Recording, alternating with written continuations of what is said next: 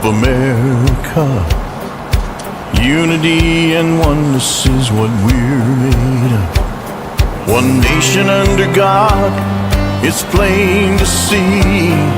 We're showing the whole world what a country should be. United we stand in America, hand in hand in America. Together as one in a land that we love. United we stand in America. Good morning, everyone out there. Welcome to Changing Times. It is Wednesday, June 17th, a beautiful day in Springfield, Missouri. We are live at the Axe Media Group headquarters in Springfield, Missouri. And this is show number 296. I was just looking at that. That's well over 5.5 years. We appreciate. We have listeners and viewers today watching all over the country, all 50 states, and maybe a few other countries. Today, though, we're going to be talking about Missouri, but I think that this is a topic that a lot of people may want to listen into or weigh into. So if you've got a pencil and paper, you may want to take some notes. And I tell you, write down, let's just do this first thing, write down 4321 ACTS, 4321 ACTS at gmail.com. Let us know what you think about this show, your opinions, what we could do better, what's another show you'd like for us to do, and things like this, and we'd be sure glad to do this. So I am Lynn Morris. And I'm Dr. Mary Byrne. Yes, you are. And I tell you what, today we have a great show lined up. You want to introduce our guests, and then I'm going to tell everyone what we're doing today. Right. These are two co-staffers up at the Capitol. So I see them weekly during the legislative session. My friend Sherry Kuttenkuler Arthaud, and she is Chief of Staff for Senator Adam Schnelting, and then Tom Estes, who I've gotten to know more over this past year. He is Chief of Staff for Rick Brattin, who's also a candidate for Congress. And Tom is managing the campaign, which is going splendidly. So it could be we lose Tom next year, but in the meantime, he's campaigning really hard for Amendment 3, and so that's what we're going to talk about. These two were co-founders of Missouri Protects Children and Families that said no on Amendment 3 last time, but now we're asking people to vote yes. Things have changed, and that's what we're going to talk about. Very, very good. Well, I tell you what, and Senator Brattin, I worked with him, served with him my 8 years in the House when I was up there. So I do know Senator Brattin, and I hope he does well in his congressional race. And I bet he does. I bet he's a very sharp man, and I'm sure the other senator, and Sherry, I know you, but I don't know your senator, but I appreciate it. And people don't understand what the Chief of Staff does in these different departments, but you guys are the difference makers. You guys and the senators and the state reps and all the other people, they're difference makers. And we always talk about in this country, it takes a lot of different difference makers. They're the face of the office. Oh, the yeah. Senators are rarely in there. So. Yeah. Well, you guys do a great job. I know you do. Well, we're going to be talking today about Amendment 3 to our Missouri Constitution, and it prohibits abortion, and hopefully it's also going to take care of this gender issue that we've got, changing sexes and everything like that in our state. I'm an old person. I just don't understand it. I don't get it, and we have got to protect life, and we've got to protect young people who just don't understand, and so I hope that we can get a point across to everybody. So I'm going to kind of start off with with a few questions that Mary had submitted, and I'll kind of start it off, and then we'll let Mary finish it up. At the end, both of you be kind of thinking as we go through this, you'll have last statement. We're going to last about 50 minutes on this show. We got to make sure we're done by 10 o'clock because Facebook's going to start that next show. Okay? So anyway, my first question, and both of you can just answer, we'll try to answer in short responses, but let's see here, I want to get started. Tell the listeners about your current work, just a little bit about what you do in the Senate right now as Chief of Staff. Ladies first, Sherry. Okay, just to make you aware, Tom, I have a really bad echo. So I'm going to get rid of my sound so I can not have that problem, and then take a look at pull it back up so I can pass it off to you. So what the Chief of Staff does is make sure that the office is running efficiently, that we're addressing constituent issues. If somebody has a problem with their driver's license or a department within the state, and they have a proposal that somebody needs to sit in and help them out. We do a courtesy or what I call measures like resolutions, or scheduling the senators or if he needs to be somewhere to do something out in the district. We have the legislation during session that starts in the fall. We start way before we ever make Dennis, the put it back. file in December. We'll deal with the and echo. All the session working bills. Trying to get pieces can't of our hear. bills onto other bills that are standalone, don't go anywhere, and then all the while maintaining relationships with our colleagues, the other chiefs of staff, the other senators, the research staff. Okay, if our listeners can hear us, there's around 1,000 people that actually work in this Senate behind the scenes that you never see that we work for all of them. All right, Tom, you're up. Okay. So a lot of what Sherry said I would echo. I think the big thing that probably doesn't get seen is where we try to help them. The echo is difficult to keep your train of thought. It's helping them understand how to navigate the legislation through the process. I think that is probably the biggest thing that we do. Because when you're in the Senate, in the Capitol, there's kind of these two different worlds that people don't see. There's like the senator's world and there's the staff world. And there's things about the senator's world that a staffer can't see and vice versa. And so we're able to help them sort of pull back the curtain on the stuff they don't see that's going on.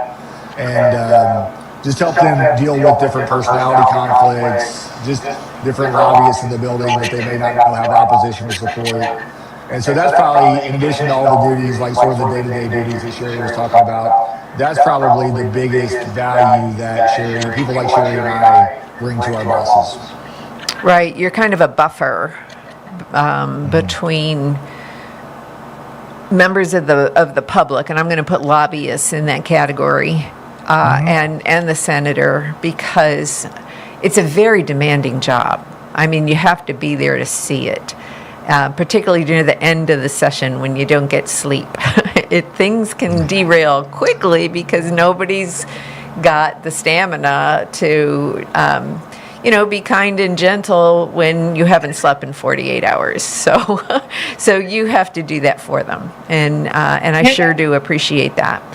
So go ahead, Lynn. Well, the next thing that I wanted to make sure we talk about, because I know you guys have been working on this, it's her health, her future. How'd that come about? Kind of what are you guys doing with that? Yeah, so I'll take the lead on that question. So her health, her future was basically something that Governor Kehoe, his wife Claudia, decided they wanted to be involved in passing this Amendment 3 to fix the bad Amendment 3 from 2 years ago. And what they rightfully saw was that when the governors get involved in these races, we tend to win. And when they stay out of it, we tend to lose. And we kind of, I'll just say this and let it sit there. We kind of experienced that in 24. And so we're trying to rectify that in 26, where we have a governor that says, okay, we're going to be all systems go, full steam ahead, and using the full weight of his influence to be able to help us pass this. And so from there, it's just been building out the team, and building out people on the coalition side, people on the marketing side, people on the fundraising side. But all of those folks really, either directly or indirectly, take our marching orders really from the governor. And it is, I think Sherry would testify to this as well. It is such a night and day difference when you've got this full weight of that office behind what you're doing versus a couple years ago, where there was a lot of passionate people working together as best as they could, really striving to accomplish this thing, but we just didn't have that support from the top. And so now we've got it, and man, does it make a difference.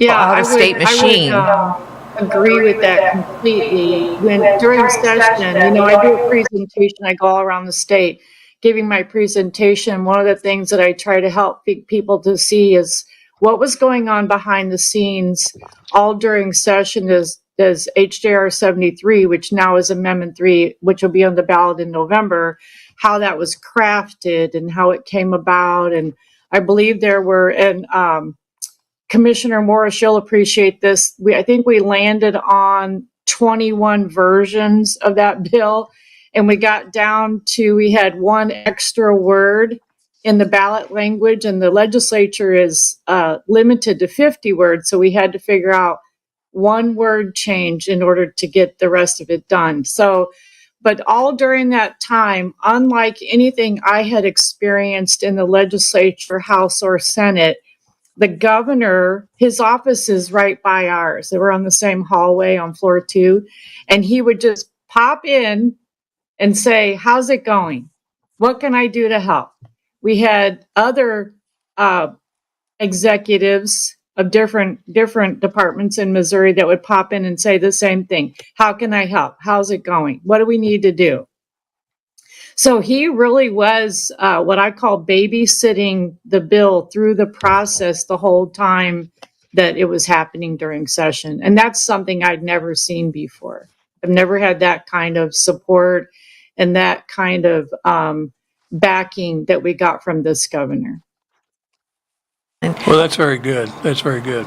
So, ready for another question? Mm-hmm. Okay, let's do another question. And just where people will know, the First Lady, Claudia Kehoe, she's your treasurer of this organization, right?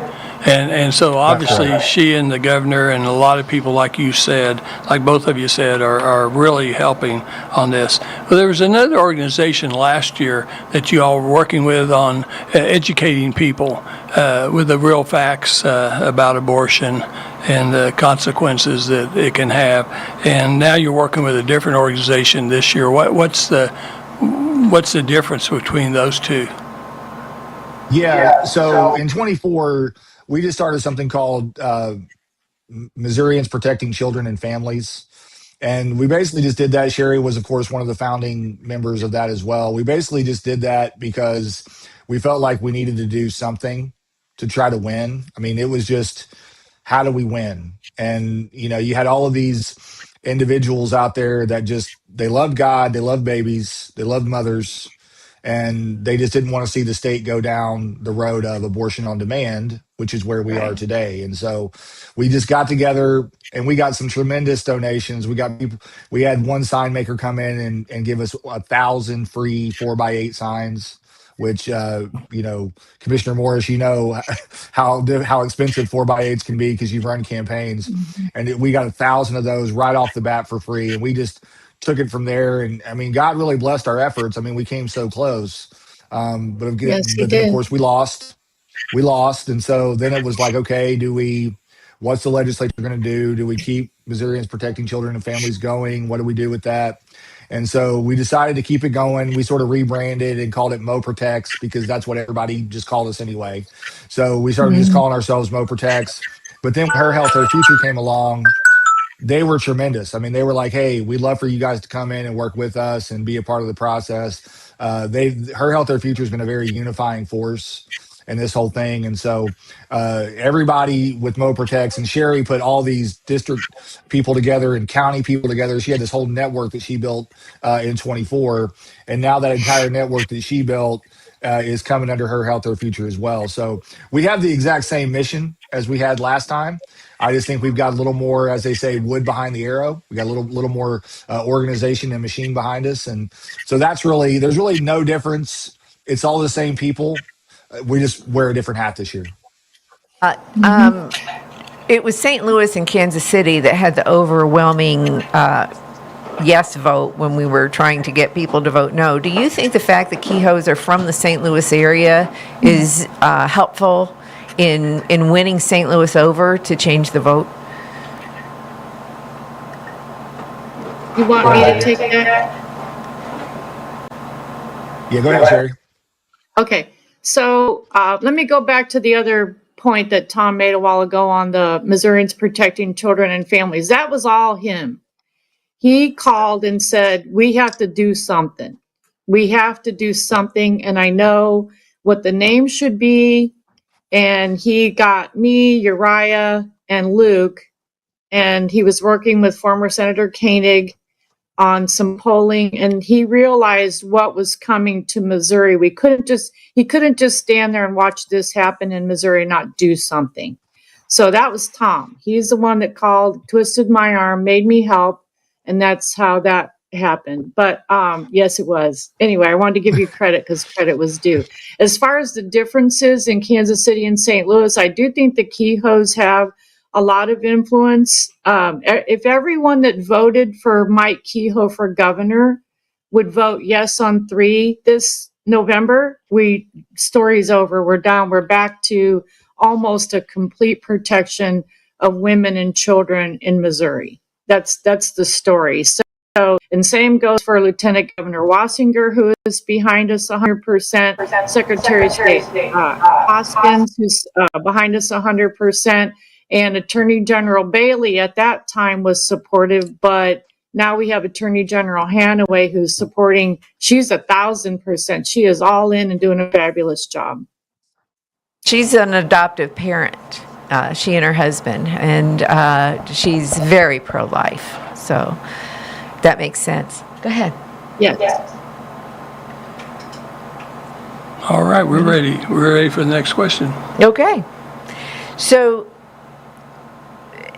Missouri's petition initiative process is really, you might say, the catalyst for why the change in our Constitution became the tool that the out-of-state money used to put. I don't want to just call it choice. I really want to say the destructive process of I don't want to be judgmental either, because I know people are in a tight spot and prone to being vulnerable to making decisions they would regret later.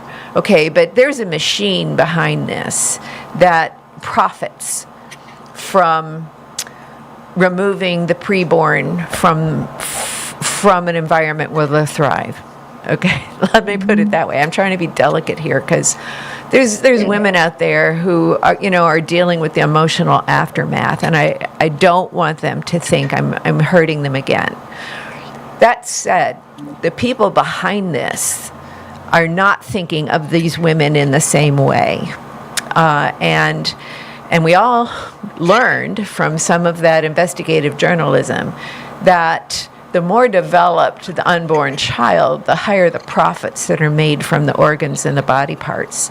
That's one thing. But then there's this other track for profiting from the language that's in the current Constitution. And because of the vagueness of the wording, it's not just about abortion. It's about mutilating children who are confused, Yes. which is another, avenue for making profit on the backs of people who are emotionally distraught. That's Yes. to me what's heinous about this whole thing.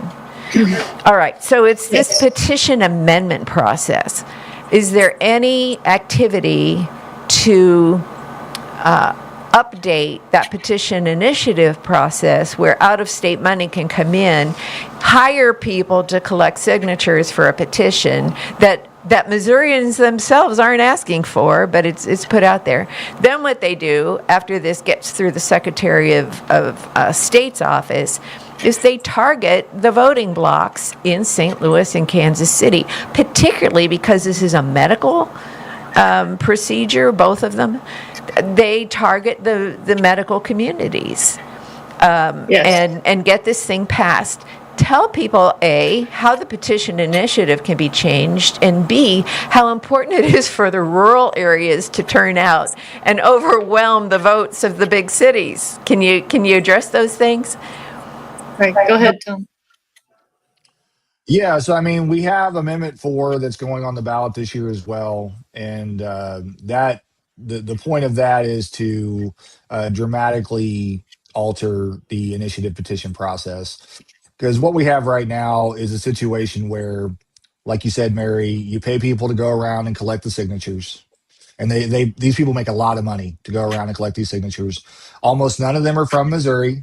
They're people that are shipped in from out of state. And they lie to people when they collect the signatures. You know, they'll just say, "Hey, do you love women? Oh, sign this." You know, they don't tell them any part of the story when they collect the signatures, and then all they have to do is through false advertising run up the score in St. Louis and Kansas City, and they win. You see, and we don't ever want there to be a situation where we have a quote unquote ministry of truth in America, where, you know, there's someone that decides what's true. But understand, because we don't have that, that means anybody, if they have the money, they can buy a TV ad to say whatever they want. And, you Right. know, we have an electorate today that doesn't read the legislation they're voting for. We all understand that. And so if you just throw enough TV ads in front of people that say women are dying in parking lots, vote again, we wanted people, this was back when we wanted people to vote no. They would say just vote yes on 3 so women don't die in parking lots. Well, the average person is going to say, well, I don't want women to die in a parking lot. I guess I'm going to vote yes. And they're not voting based on abortion.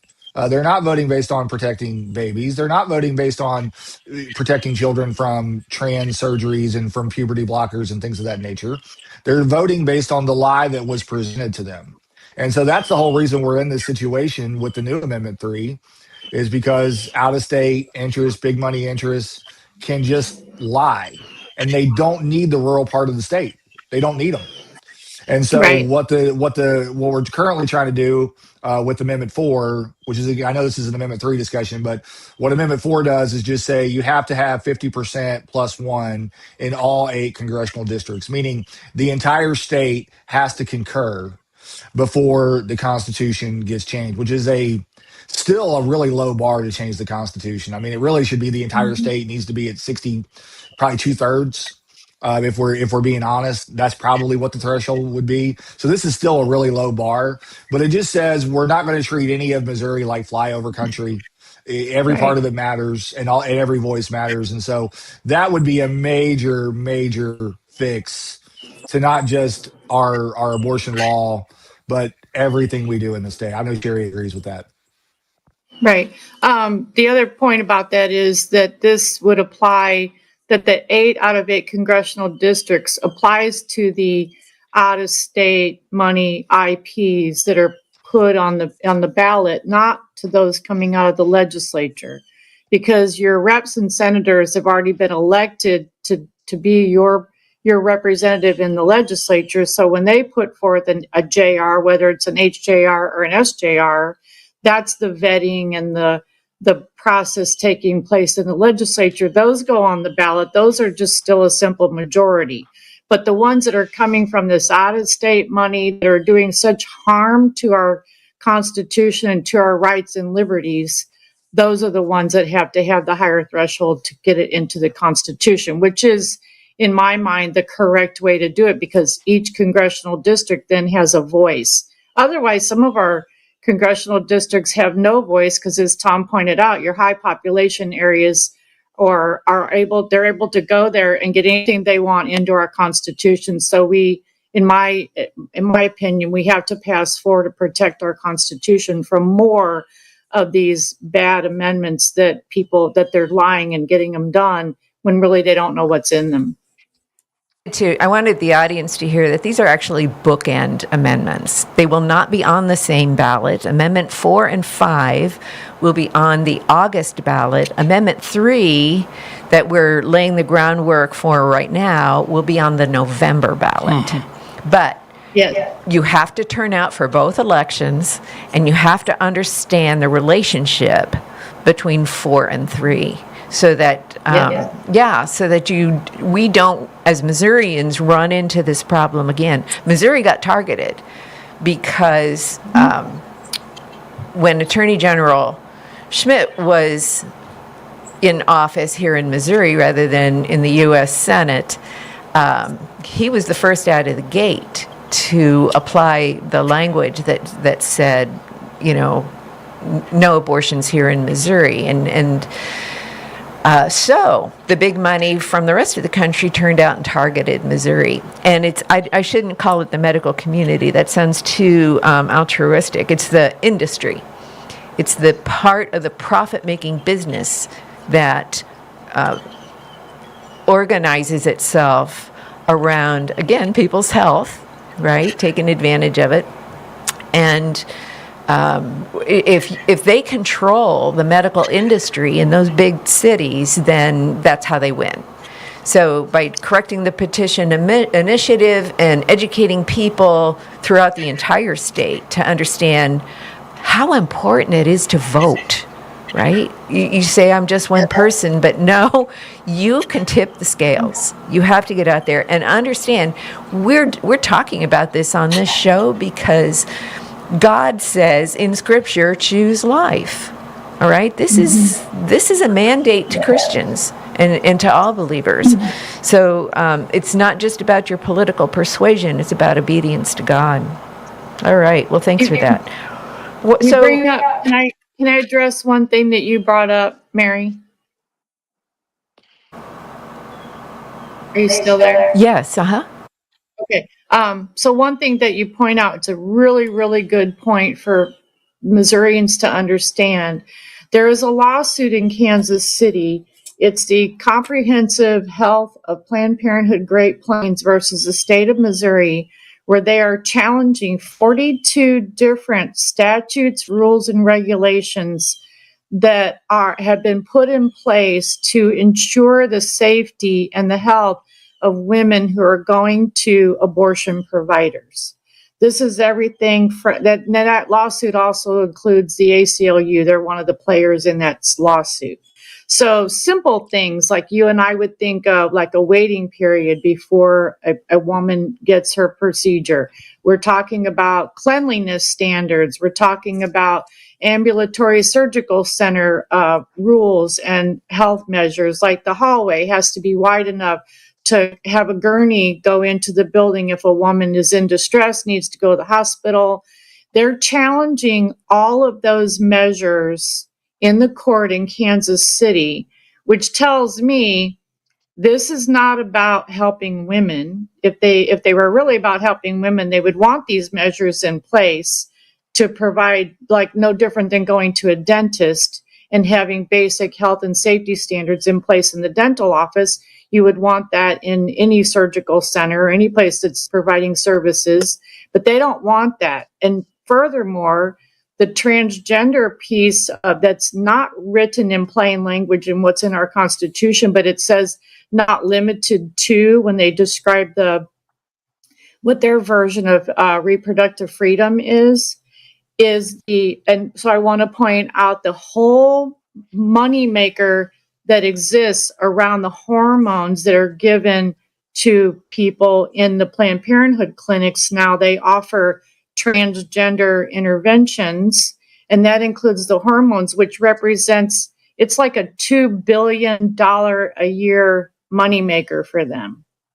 Be And the then they telling also point. are starting to offer some pre-surgery services, and then referrals to surgeons with whom they are collaborating and making money back on that as well. So this is a moneymaker for them. Absolutely. This is a huge moneymaker for the business called Planned Parenthood. That's exactly the scenario that people have to wrap their heads around.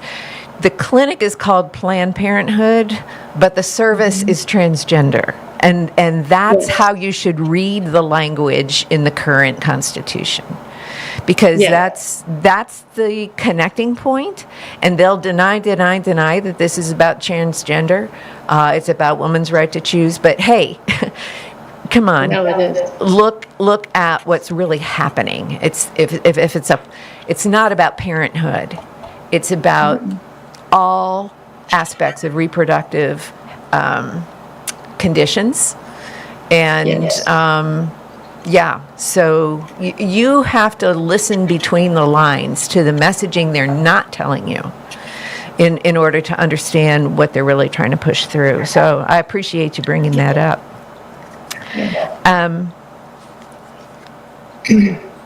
Tom, you're a pastor and your specialty was in church planting. What's your response to the silence of the churches on this issue? It's man, I could go a long time on that one. I won't, but it's been frustrating to see pastor, because it really is the pastor. I mean, you can't really expect the average church member to know what they're supposed to say or how they're supposed to lead. That really does fall on the man who stands behind the pulpit, and the unwillingness from so many to address the basic issue of just, we want babies to be able to live, and hiding behind saying things like, well, we don't want to get into politics at our church. There's no planet on which allowing a baby to live is a political issue. That's always been a biblical issue. It's always going to be a biblical issue. And to stay silent on that issue is to stay silent on the Bible. Proverbs even speaks about the fact that God is going to deal with those who stay silent as folks are being marched to their death. And, the verse even deals with the idea that don't think he doesn't know what you're doing. And so when we stay silent on the abortion issue, we are absolutely disobeying the word of God. So I want to get my negative out of the way and shift to the positive on that. The one thing I will say about the church in Missouri in 2024, while it is absolutely accurate and fair to say that not enough churches got involved, and I would also add that's probably the reason why we lost. However, I saw more church involvement in 24 than I've ever seen. And so it's kind of one of those situations where more than one thing can be true. I was shocked. I mean, we have a lady that works with us, Kate Sickles, who I know you guys know, who was getting me locations to put up 4x8 signs in St. Louis County and St. Louis City in 24. I was amazed at some of the churches that were willing to put a no on 3 sign out in front of their building because they were not in conservative areas. And so there were a decent amount of churches that stood on the firing line there and said, we're going to draw this line right here and we're not going to let you pass it. And I greatly appreciate that. I believe and pray that God will bless those churches. But I will say this, I do believe, if there's any pastors watching this, I would just tell you, you will not lose by being willing to speak on the life issue in your church. You will not lose. Anybody, and I mean anybody, that would leave your church because you say, let's not kill babies, guys, they don't really belong in your church. They don't have the same spirit that we have. I mean, the Spirit of Christ, the Holy Spirit, is going to lead us to want to protect the unborn. And I don't think that I don't think that's controversial at all. So it's one of those subjects where it is simultaneously frustrating and challenging, but at the same time, hopeful and encouraging.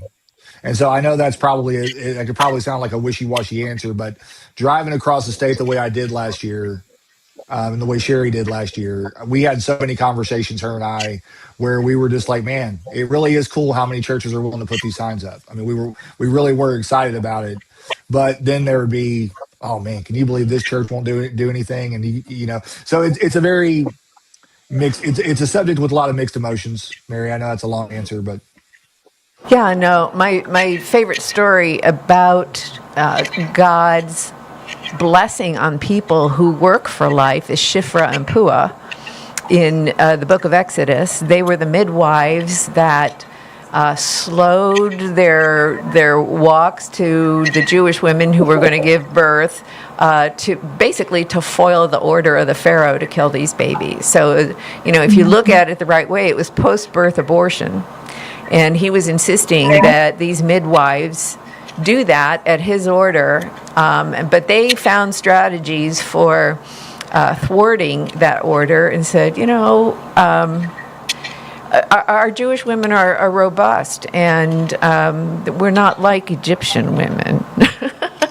And God, it specifically says God rewarded them with families because that's what He values. And you know, raising families is hard.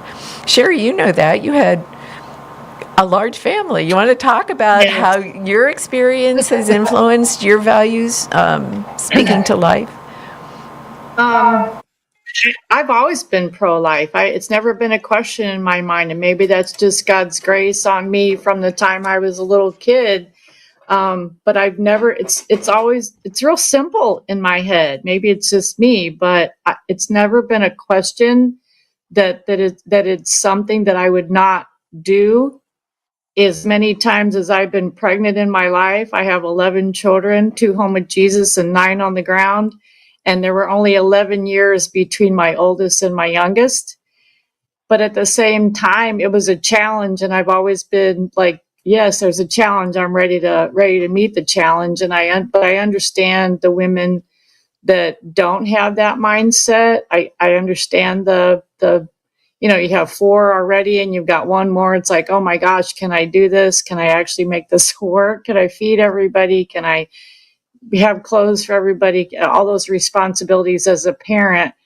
But at the same time, again, the church can meet all those needs. We have pregnancy help centers all across the state. Our pregnancy help center here in Cole County, we will clothe those babies and diaper them and formula and help for the car seats and help for the moms, father training for the dads. And I mean, we really are doing the work of equipping them to carry their baby and enjoy and have the family that God is blessing them with. You homeschooled. Hey, Mary, if I could jump in real quick, because you said something about midwives, and I just wanted to share this with your audience, because I think it's something that a lot of people missed from what's currently in the Constitution. The very top of what is currently in our Constitution, that section says this: the government shall not deny or infringe upon a person's fundamental right to reproductive freedom, which is the right to make and carry out decisions about all matters relating to reproductive health care, including but not limited to childbirth, postpartum care, birth control, abortion care, miscarriage care. And here's the one I think a lot of us glossed over: respectful birthing conditions. I think that's interesting. That's an interesting throw in there at the end, because I think that opens the door for a future constitutional amendment or a future legislature that would say, maybe we don't like the idea of a midwife being in someone's home, you know, helping deliver a child. Maybe those conditions aren't good enough. And I think that we don't understand the full ramifications of current law that we've got right now. We gave the government the ability to regulate every facet of childbirth, not just the ability for a woman to take the life of her unborn child, but also those women that have their child. I mean, there's a lot of damage that can be done, in my opinion, under that phrase respectful birthing conditions, because that is, as we all know, that is absolutely in the eye of the beholder. And once the government decides to step into that arena, they now have the right to say, well, actually, we don't think that was respectful. Maybe your child needs to be taken away.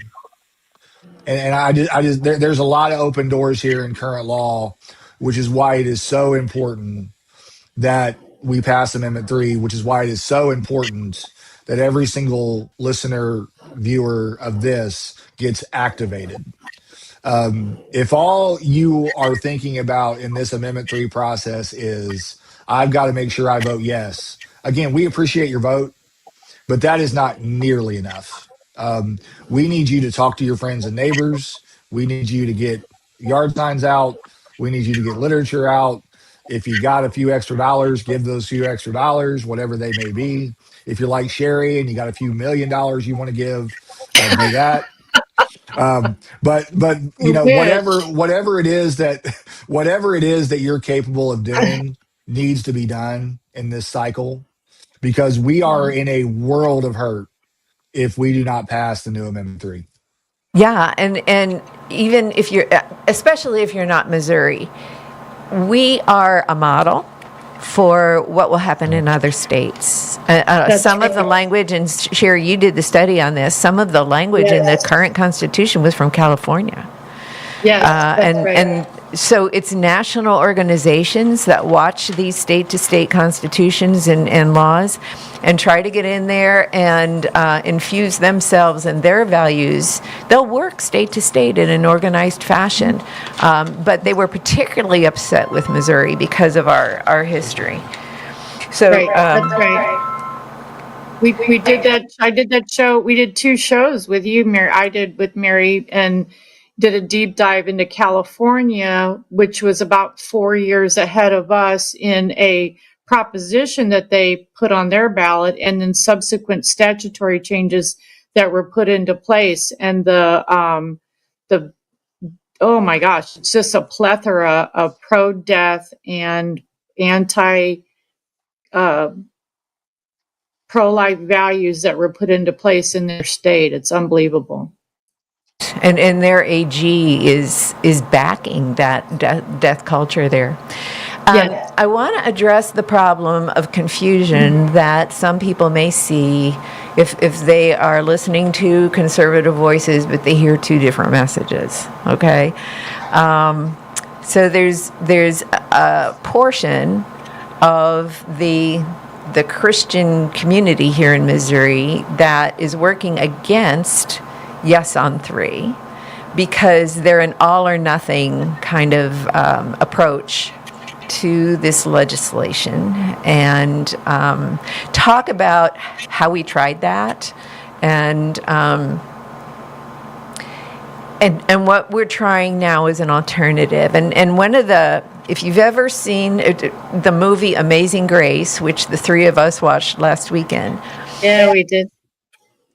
Wilberforce, who was the member of parliament over in England, took 20 years to get rid of slavery, and he kept using the same strategy for years, which was an all or nothing approach, until finally, in the last, let's say, 3 years of this 20-year period, they finally figured out there were ways to choke the system so that it didn't get money to continue, and then after it was weakened enough, they could abolish slavery in England, which, by the way, was the genesis of slavery in this country. That's a discussion for another show, but I want you to appreciate the fact that it's this British history that we need to learn from in order to look at winning strategies, especially if we've been headbanging for a number of years. So, Tom, I'll start with you. How do we approach the confusion from these 2 voices over the same issue from people who both believe they're working in God's best interest? Yeah, and that was a very charitable explanation of our opposition on that side, which I appreciate. I think that's good. I think the best way to explain the confusion is to explain to people what choice is before them on the ballot. Because what I continue to see from our opposition within our side, which I don't really think they're on our side anymore, but we'll call them on our side, is they paint a picture to sort of an unsuspecting individual that the choice is what they would call abolition, which criminalizes the woman if she has an abortion, and they believe that's the only way to end abortion is to criminalize the woman, and if you don't do this, you're not being intellectually consistent and all of that. They say the choice is between that or abortion on demand, or I'm sorry, they'll say it was between that or exceptions. That's the choice they try to say is on the ballot. Well, criminalization of the woman and abolition is not on the ballot. That choice is not available to anyone. So everyone, again, the few loud voices that are saying this to people are giving them a false dichotomy. That dichotomy does not exist right now. The choice right now is, do you want complete abortion on demand, where we have given the government the ability to allow abortion up to birth and regulate childbirth and everything that we hate, right? It's that, or it's let's stop probably 95 to 98% of abortions. And in addition to that, let's ban the transgender surgeries for minors and keep them from ever having to have puberty blockers. Let's reinstate parental consent or parents' consent Right. for their children. Those are the choices. And so every person that I talk to, we were just at an event where there was some abolitionists there, and people would talk to the abolitionists and they would come and talk to me. And you could tell that they had been presented with a false choice, because they were like, well, I have questions, why would we be in favor of exceptions? Well, we're not in favor of exceptions, but what we are in favor of is stopping as many abortions as we can. And they were always like, well, yeah, of course we should stop as many abortions as we can. So once people are presented, Mary, with the accurate choice that is before them, they come home and vote yes, and they become a yes, unless there is a brokenness that exists. Mary, I just want to speak to like the heart of it. There is a brokenness that exists, and I think a lot of it's driven by bitterness. There is a lot of frustration with the pro-life movement over the past 30 years. People have a lot of frustration, and they wonder, like, why haven't we ended abortion yet? If this movement was so successful, they would have already done this, and so we don't want anything to do with them, so I'm against everything they do. It's a bitterness that causes you to get to that state. I don't agree with people that believe rape and incest exceptions should exist. There are people that's what they believe the law should be, and they will never want to go further than the current Amendment 3 does. I don't Right. agree with them, but I'm not going to be mad at them because they are helping me advance toward the ultimate goal of ending abortion. Once this Amendment 3 passes, there may need to be a very stern conversation in the pro-life world between those of us Right. that are against the exceptions and those of us that are. So That's like right. there's going to be a stern conversation that has to take place at that point. But there's no reason for me to be against people who are helping me get closer to where I am trying to get. And that is where the abolitionists are just the anti-incrementalism abolitionists are falling short, because they believe they need to be against anything and everything and everyone that does not conform to exactly what they want. So that's sort of the heart behind it. But if you'll just tell people current law is abortion on demand, the new law says we delete the old law, we stop about 98% of abortions, and we ban transgender surgeries for children. And then people are like, oh, yes, I'm for that. Sherry, I'm sure you want to add to that. I'm happy to. I also think that part of that picture, and you did a really good job of explaining some of the, I call it friendly fire. They are believers. Jesus is their Lord and Savior by their own confession. They are pro-life. That has now in their world become a dirty word, because by their definition, someone who's pro-life really doesn't want to stop all abortions. And whatever we're doing, there's always something wrong with it because it's not what they want. So, but what in my studies and looking at all the different pieces and all the different proposals, even what they're supporting would do nothing to address some of the most egregious parts of what's in our Constitution. If you put the abortion piece aside, and I'm not saying that it's not important because it absolutely is, but in my world, restoring regulatory authority back to the legislature or the government is also important, because we saw what happened in Hollywood, California, where the government can't interfere. That includes your local health department, that includes your state health department, that includes your local municipality, your school districts, none of them can do anything as they define the government, can do anything to interfere, delay. I forget the stream of words, but they can't do anything to interfere with. For example, they wanted a late-term abortion clinic in Hollywood, California. The churches rose up and said, no, we don't want it. And their state attorney general said, if you don't let this go in, we're going to pull your funding. So we don't want to be in that position, but they don't understand. I really think they don't understand just how egregious and how harmful the old amendment really that was put into our state constitution, and the long-term effects of what's in there, including the sex change for minors, the hormone blockers that they give kids that cause sterilization, the selling baby body parts, the parents' rights, consent was completely stripped out, the no protection, no medical intervention for children that are diagnosed with with a fetal abnormality. They took all that away. And I don't think that the friendly fire side of this issue understands all of that, or they don't want to see all of that. And so their answer is to only address the abortion piece, which is important, but you can't go after just one part of it. We went after actually as much as we possibly could on every one of those pieces. Yeah, and the reason I bring up Wilberforce and the English history is because there was an economic component to slavery as well. And the people who fought Wilberforce, even if they said, we agree, but we need to support the king and his treasury, you have to choke off the economic advantage of the status quo in order to convince these people change is possible. So and wean them away is what it boils down to. Mary, we got to do. Yeah. I have to, Lynn is going to say a few words to acknowledge our sponsors, and then we're going to come back and ask you to have final words very briefly. Okay. Hey, can you all hear me? My volume went off a while ago. Dennis, am I on?